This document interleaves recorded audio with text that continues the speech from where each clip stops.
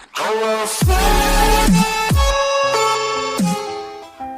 Guys, welcome to my channel. तो guys आज हम बात करते हैं लेफ़्ट साइड में लगे हुए नॉच के बारे में। जो वाइपर नॉच रहेगा तो ये कैसे फंक्शन करता है, किस प्रकार से वाइपर को कंट्रोल करता है, कैसे करता है, इसकी पूरी जानकारी इस वीडियो के अंत तक आपको दूंगा। अगर आप मेरे चैनल पर नए हैं तो प्लीज़ मेरे चैनल को सब्सक्राइब कीजिए और वीडियो को लाइक कीजिए।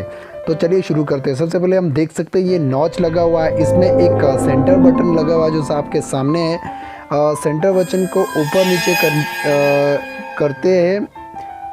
इसके बाद जो भी वाइपर की मूवमेंट है वो आपको मैं बताऊंगा। अभी हम इसको नीचे करते हैं कि क्या क्या, वहाँ से हम स्टार्ट करते हैं इसके लेफ़्ट साइड में जो भी फंक्शन दिया है इसके अकॉर्डिंग। अभी हम आपको बताते हैं, जब हम एक बार इस नॉच को निचली साइड प्रेस करते हैं तो ये एक ऑटो ऑप्शन वेरी स्लोली जो वाइपर है अप डाउन करने लगता है, और जब हम इसको दूसरी बार नीचे करते हैं उसी डायरेक्शन में तो ये थोड़ी सी स्पीड पकड़ लेता है। इसी के साथ अगर हम थोड़ा सा और नीचे कर देते हैं तो इसकी स्पीड और बहुत ज़्यादा हो जाती है। तो मतलब अगर हम इस नॉच को एक बार निचली साइड प्रेस करते हैं तो थोड़ी सी स्पीड, उससे नीचे करते थोड़ी और स्पीड बढ़ेगी, अगर उससे नीचे करते तो थोड़ी और स्पीड बढ़ेगी। और बंद करने के लिए सेम हमें इसे वापस अपनी उसी पोजीशन पर लेना होता है।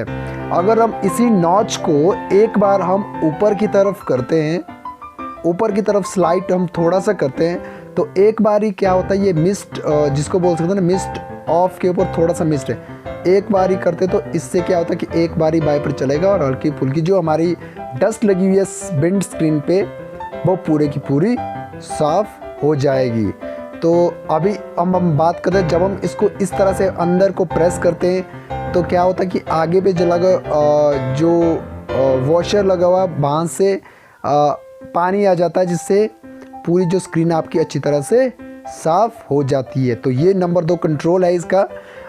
अभी ये स्पीड के लिए लगा हुआ है, किस प्रकार से ये काम करता है, क्योंकि वॉशर्स बहुत इंपॉर्टेंट है। कई बार बहुत मिस्ट या फिर गंदगी आपकी विंड स्क्रीन पे चलते चलते डिपॉजिट हो जाती है।